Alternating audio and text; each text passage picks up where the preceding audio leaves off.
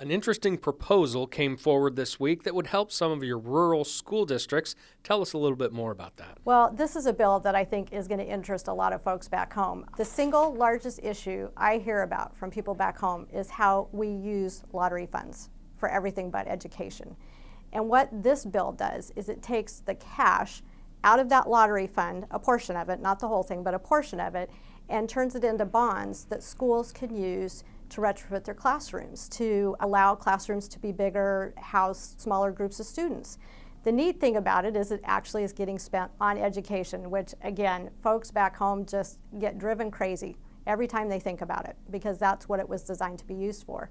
The neat thing about the rural schools, though, is that for that piece, they actually don't have to provide the local match. And that's a huge barrier for a lot of our small school districts that really need to maybe increase space in their school districts or modernize their schools. They always have to provide that local match. This bill says you don't have to.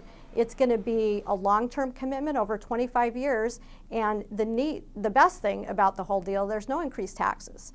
This is money that has already come in as a result of lottery revenue that we're now going to bond without increased taxes to provide those school buildings. So I think it's going to be interesting to see how the bill proceeds, but I was really anxious to let everybody know about it.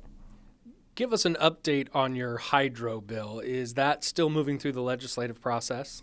It's not. Unfortunately, the bill died on the House floor. It did not get brought up for a vote. We think we had some significant support, but that's a part of the process.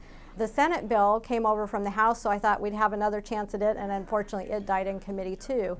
You know, it's frustrating when one part of a law says a utility can do something with a hydro system, and yet because our utilities use Bonneville power and do the exact same thing, they can't get credit. So I'm frustrated. We're still going to try a couple of things maybe before session ends, but I think it's going to be pretty tough to get it through this year.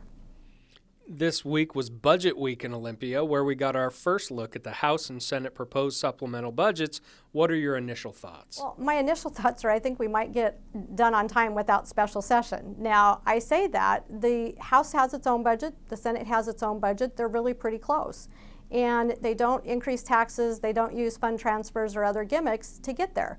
There's money in there for education, they do some caseload forecasts, adjustments, and it's really what a supplemental budget generally is. You generally don't see tremendously new big programs in a supplemental session year. So while I think there are some bills that are going to make it interesting, tax increases and other things that are separate bills, if they're not part of the budget, then it's probably not going to derail the budget discussions. So there will be votes out there we will have to take, but it's probably not going to upset the budget one way or another. So I think it's going to be interesting to see these bills come through. It also, I forgot to add, sets money aside, increased funding in the rainy day account, which is a good thing.